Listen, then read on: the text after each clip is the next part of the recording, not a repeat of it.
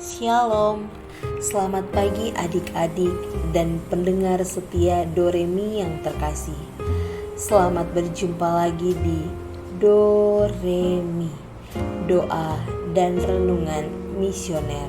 Pada hari ini Selasa 21 Januari 2025. Pada pagi hari ini kita akan mendengarkan firman Tuhan yang diambil dari Injil Markus pasal 2 ayat 23 sampai 28. Sebelum kita mendengarkan sabda Tuhan, marilah kita bersatu dalam doa pembukaan. Dalam nama Bapa dan Putra dan Roh Kudus. Amin. Tuhan yang Maha Kuasa, kami datang di hadapan-Mu sebelum membaca firman-Mu yang suci. Buka hati dan pemahaman kami, agar kami dapat menerima ajaran-Mu dengan tulus dan rendah hati. Izinkan firman-Mu menjadi terang bagi langkah-langkah kami, memimpin kami dalam jalan kebenaran dan kasih-Mu. Kami berdoa agar setiap kata yang kami baca memberi hidup bagi jiwa kami dan membentuk karakter kami. Demi Kristus Tuhan kami. Amin. Marilah kita mendengarkan firman Tuhan. Inilah Injil Yesus Kristus menurut Markus. Dimuliakanlah Tuhan.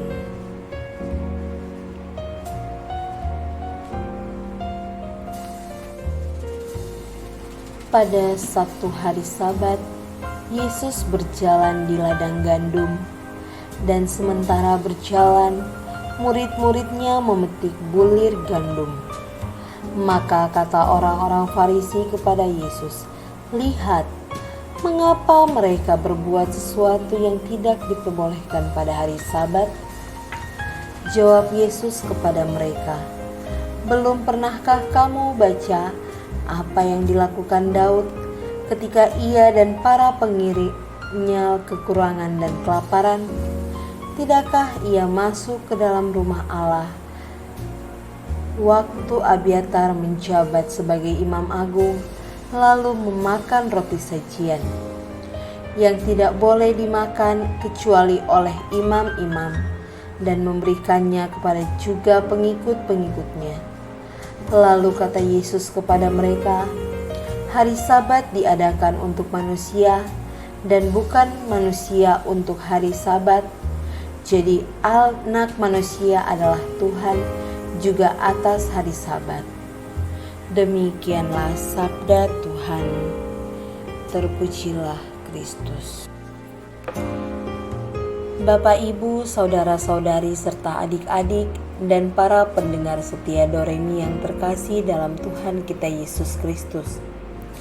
Dalam bacaan Injil hari ini mengisahkan tentang hari Sabat diadakan untuk manusia dan bukan manusia untuk hari Sabat.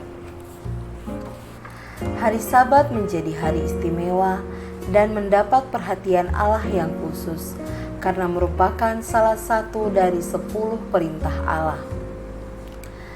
Dalam hukum tersebut dijabarkan sebagai aturan secara detail.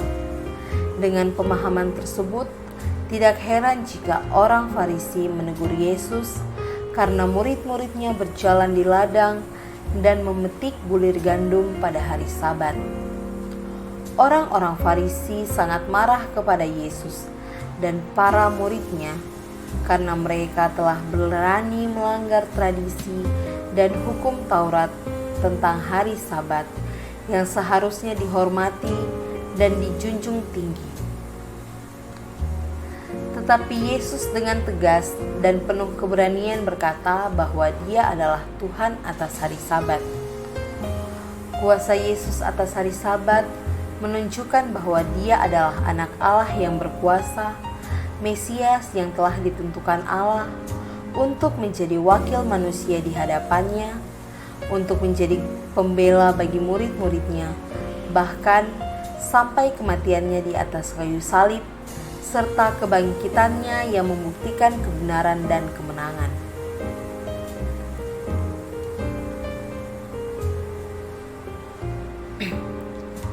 Dua hal ditegaskan Yesus kepada saudaranya melalui kasus hukum Sabat ini. Yang pertama, tujuan hukum adalah kepentingan hidup manusia. Yang kedua ialah setelah menegaskan bahwa tentang maksud dan ketentuan hukum bagi manusia yang adalah hukum Sabat, Yesus kemudian memperkenalkan dirinya sebagai anak manusia, sekaligus sebagai Tuhan atas hari Sabat. Pada bacaan Injil yang lain, Yesus juga menegaskan bahwa sekalipun ada ketentuan-ketentuan hukum yang harus diperhatikan, namun jikalau pada hari itu nyawa seorang atau bahkan nyawa binatang peliharaan manusia jika terancam kehilangan nyawanya, maka tindakan penyelamatan harus diambil.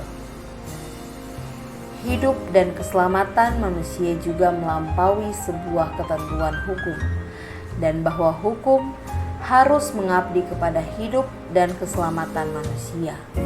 Semoga demikian. Baik, untuk mengakhiri doremi kita pada pagi hari ini, marilah kita berdoa doa anak misioner. Tuhan Yesus, Engkau diutus Bapa menjadi berkat bagi dunia dan menjadi juru selamat bagi manusia. Utuslah kami anak-anak dan remaja misioner di Indonesia untuk menjadi sahabat yang kuat bagi yang lemah, sahabat yang rela berkorban bagi yang menderita payah, sahabat penghibur bagi yang sakit dan gelisah. Tuhan Yesus, kami pun ingin menjadi utusan-utusan kecil-Mu, teman setia bagi yang tersingkir dan terlantarkan, teman bicara bagi yang kesepian dan terlupakan, sobat yang gembira bagi yang sedih dan susah, sobat penuh penghargaan bagi yang tidak dicintai. Tuhan Yesus, utuslah kami dengan bantuan Roh Kudus-Mu menjadi garam dan ragi yang baik, menjadi terang dan obor cemerlang, membawa kegembiraan dan pengharapan. Tuhan Yesus, kuduskanlah badanku dan kuduskanlah jiwaku. Kupersembahkan diriku padamu hari ini. Berkatilah semua anak dimanapun. Berkatilah semua orang yang kita jumpai, siapapun mereka. Amin.